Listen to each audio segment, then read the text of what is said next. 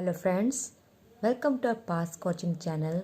Today we are going to discuss topic about equal gains method और probability method.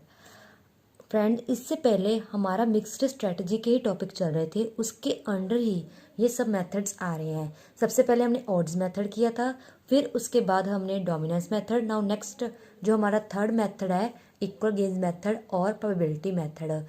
अगर आप first time इस video को देख रहे हैं, इससे पहले आपको गेम थ्योरी की जितनी भी इससे रिलेटेड हमने वीडियोस अपलोड की है वो सबसे पहले देख लेनी चाहिए. उसका लिंक हम डिस्क्रिप्शन बॉक्स में अपलोड कर चुके हैं, वहाँ पे जाके आप देख सकते हो.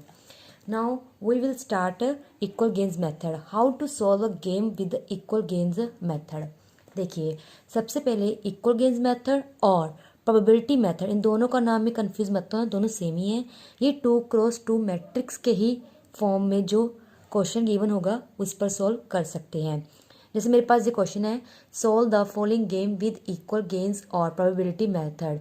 हेयर प्लेयर इज ए और प्लेयर बी.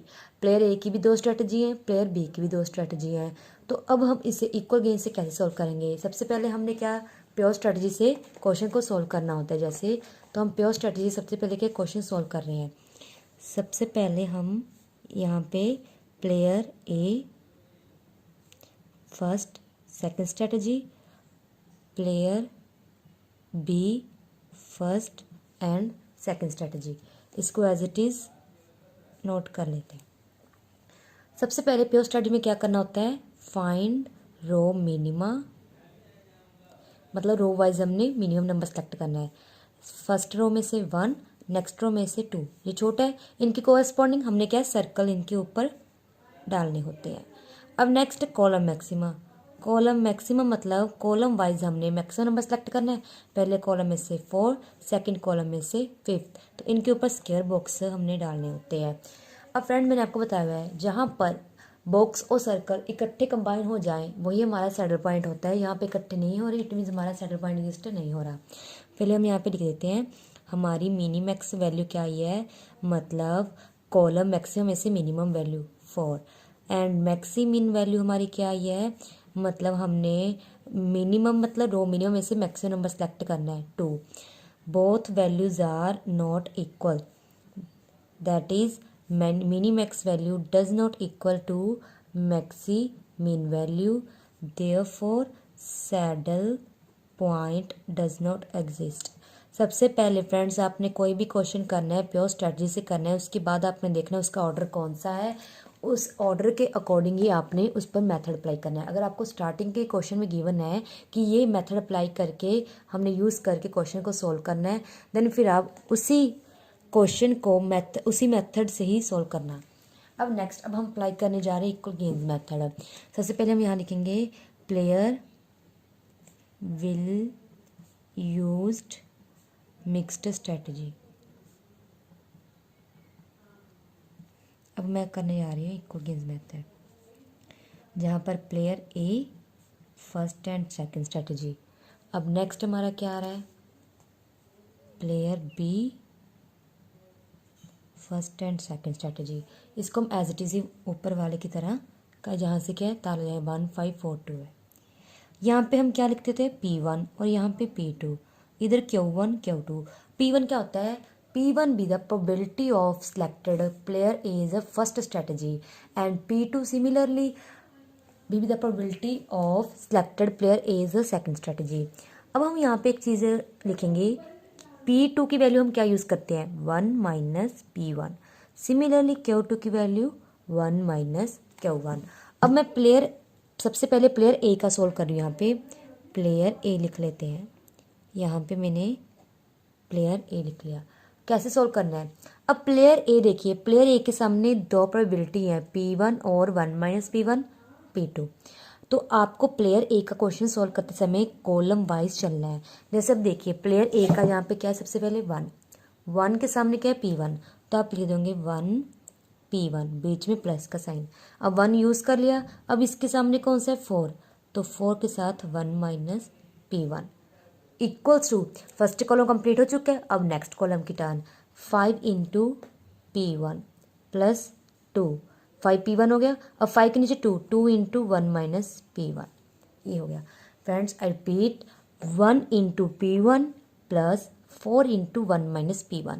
यहाँ पे मिस्टेक ये मत करना कि 1 इंटू P1 के साथ आप 5 इंटू, आप खुद पता चल जाएगा। यहाँ एक साइड आपका P1 और 1 माइनस P1 होगा, यहाँ पे भी 1 P1 और 1 minus P1, 5P1 plus 2 into 1 minus P1। इसके बाद अपनी कैलकुलेशन क्या है, सॉल्व करनी है। 1P1 plus 4 minus 4P1, 5P1, 2 1 the 2 plus minus minus 2P1, 1P1 minus 4P1 minus 3P1 plus 4, 5P1 minus 2 1, 3P1 plus 2। अब इस 3P1 को चाहे इधर ले आओ, इधर मतलब P1 वाली हमने एक साइड्स करनी है और दूसरी एक साइड्स, तो मैं इसको इस साइड ले आती हूँ। जैसे ये माइनस 3P1, ये भी माइनस 3P1, 2 इधर ही था, 4 उधर आ क्या, यहाँ पे बन जाएगा माइनस 6P1, यहाँ पे बन जाएगा minus 2, minus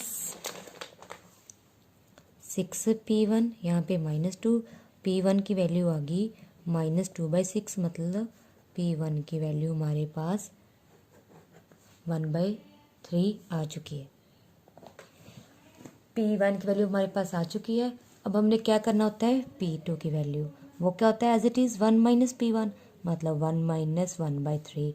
take a LCM of 3 and 1, then 1 into 3 3, 1 into 1 1, बीच में माइनस का साइन, तो 2/3। फ्रेंड्स ये याद रखना कि P1 P2 की वैल्यू ऑलवेज आपकी लेस देन 1 होगी और पॉजिटिव होगी। कभी आपकी वैल्यू अगर नेगेटिव आ रही है, इट मीन्स आपका क्वेश्चन गलत है, तो आप कैलकुलेशन चेक कर लेना। नाउ नेक्स्ट, अब हम प्लेयर बी का सोल्व करेंगे। प्लेयर बी का सोल्व करते वक्त ये ध्यान रखना, अब प्लेयर बी ऊपर है, मतलब हमने रो वाइज करना है काम। जैसे 1 इंटू Q1, तो हम यहाँ पे लिख देते हैं 1 इंटू Q1, बीच में प्लस का साइन। अब नेक्स्ट हमारे पास क्या है, 5 into 1 into Q1, 5 into 1 minus Q1, फिर इक्वल। अब हमारा फर्स्ट रो कंप्लीट हो चुका है, तब हम क्या है, सेकंड रो पे चलते हैं। 4 into Q1, 2 into 1 minus Q1। अब सिमिलरली हमने क्या करना है, इसकी कैलकुलेशन सॉल्व करनी है। 1 into Q1, 5 into 1 5, plus minus minus 5 into Q1, 4Q1 plus 2 plus minus minus 2Q1, ये बन जाएगा माइनस 4Q1 प्लस 5, ये 2Q1 प्लस 2। अब इसको मैं इस साइड ले आती हूँ, ये 2Q1 प्लस के इधर आके ये माइनस का हो जाएगा, ये सिमिलरली 2 यहाँ पे है, तो ये 5 इधर आके क्या है, माइनस का हो जाएगा, ये बन जाएगा माइनस 6Q1, ये बन जाएगा माइनस 3। तो Q1 की वैल्यू हमारी क्या आ चुकी है, 1/2। Q1 की वैल्यू 1/2। सिमिलरली Q2 की value 1 minus Q1, it means 1 minus 1/2। Take LCM of 2 and 1, we get 2। Now take a multiply of 1 and 2, 2 minus 1 1/2। हमारे पास Q2 की वैल्यू भी क्या है, 1/2 आ चुकी है। हमने always P1 P2 Q1 Q2 ये 4 वैल्यू निकालनी होती है, मतलब यहाँ तक तो क्वेश्चन सॉल्व हो गया। अब हमने क्या करना है लास्ट में, अब हमने क्या करना होता है, वैल्यू ऑफ गेम फाइंड करनी होती है। तो अब वही काम कर रहे हैं, वैल्यू ऑफ गेम मतलब V। आपने क्या करना है, वैल्यू ऑफ गेम ये याद रखना। वैल्यू ऑफ गेम में जो हमने ये प्लेयर ए की 1 और 2 ये दोनों चीज़ें बनाई थी, सिमिलरली प्लेयर बी की 1 and 2, मतलब हमारे पास टोटली 4 चीज़ें बन चुकी हैं। जो हम फर्स्ट इक्वेशन बनाते हैं ये वाली, इसकी फर्स्ट इक्वेशन के 2 पार्ट, और प्लेयर ए की इक्वेशन की जो फर्स्ट वाली इक्वेशन है इसके ये दोनों पार्ट, एक लेफ्ट और एक राइट। इन चारों में से मतलब जो प्लेयर ए की फर्स्ट इक्वेशन बनाई है इसका लेफ्ट और right part, similarly player B की जो हमने फर्स्ट इक्वेशन आई है उसका लेफ्ट एंड राइट पार्ट, इन चारों में से आप कोई भी सिलेक्ट कर लीजिए, ठीक है ना। जैसे मैं ये वाला ही सिलेक्ट कर रही हूँ, 1P1 plus 4 into 1 minus P1, 1P1 plus 4 into 1 minus P1। अब आपने यह क्या करना है, P1 की वैल्यू हम ऑलरेडी फाइंड कर चुके हैं 1/3। Put the value of P1 into this equation, plus 4 1 minus 1/3, 1/3। Take LCM of 1 and 3, we get this 1/3, 3 minus 1 2, मतलब 4 इंटू 2 8/3। सिमिलरली कैलकुलेशन करके हमारी वैल्यू ऑफ गेम क्या है, 3 आ चुकी है। अब नेक्स्ट हमने लास्ट स्टेप क्या करना होता है, ऑप्टिमम स्ट्रेटजी क्या है फाइंड करनी होती है।